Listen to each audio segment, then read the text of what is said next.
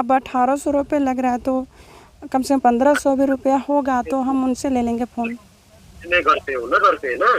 हाँ, तो क्या मतलब कब तक हो सकते हैं पैसा? अरे अरे, मैंने जो है ना जिसके पल मेरा पे वाला वो था खाता मेरा, हाँ। वो बंद करके मेरा ना, उससे जब खोलूंगा ना मैं तब डालूंगा मैं पे, मैंने बंद कर रखा है आजकल से ना। हाँ, तो ये मतलब कब तक हो जाएगा?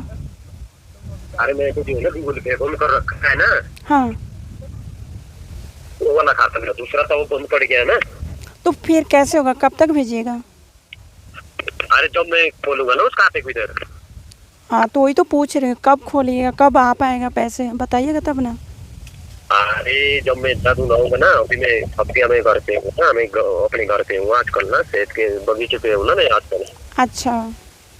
जब एप्पल टूटेंगे ना, फाइनल हो जाएगा एप्पल टूट के ना, अच्छा, अच्छा। मैं नीचे आऊंगा तेरा दूध, गुलाब